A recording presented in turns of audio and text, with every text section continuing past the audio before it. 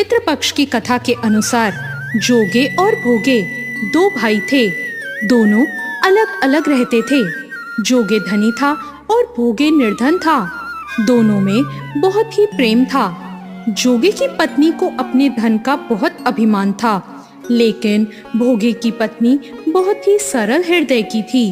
पितृपक्ष आने पर जोगे की पत्नी ने उससे पितरों का श्राद्ध करने को कहा, तो जोगे ने इसे व्यर्थ का कार्य समझकर टालने की कोशिश करी।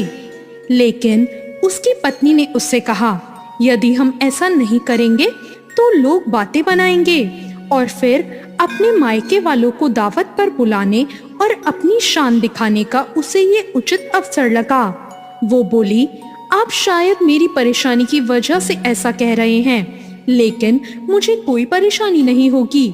मैं भोगे की पत्नी को बुला लूंगी और उससे सारा काम करा लूंगी। फिर उसने जोगे को अपने पीहर न्योता देने भेज दिया। दूसरे दिन उसके बुलाने पर भोगे की पत्नी सुबह सुबह आकर काम में जुट गई।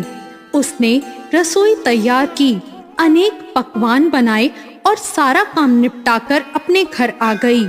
आखिर उसे भी तो पितरों का श्राद्ध और तर्पण करना था। इस अवसर पर जोगे की पत्नी ने उसे रोका भी नहीं। शीघ्र ही दोपहर हो गई।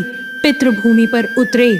जोगे भोगे के पितर पहले जोगे के यहाँ गए। उन्होंने देखा कि उसके ससुराल वाले वहाँ भोजन करने भी लग गए और फिर वो निराश होकर वहाँ से आ गए। अब वो भोगे के यहाँ गए। वहाँ क्या था? उनके पास तो खाने को कुछ नहीं था। उन्होंने तो मात्र पितरों के नाम पर अगियारी दे दी थी। पितरों ने उसी की राख को चाट लिया और भूखे ही नदी के तट पर जा पहुँचे। थोड़ी देर में सारे पितर इकट्ठे हुए और अपने अपने यहाँ के श्राद्धों की तारीफ करने लगे।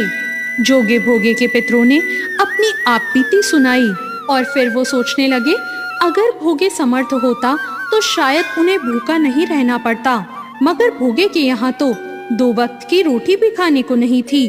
ये सब सोचकर उन्हें भोगे पर दया आ गई और वो नाच नाच कर गाने लगे, भोगे के घर धन हो जाए, भोगे के घर धन हो जाए। अब शाम हुई। भोगे के बच्चों को कुछ भी खाने को नहीं मिला था। उन्होंने अपनी माँ से कहा, माँ भूख लगी है। तब माँ ने उन्हें टालने के लिए कहा, जाओ आंगन में हौदी औंधी रखी है, उसे जाकर खोल लो और जो मिले बांट कर खा लेना।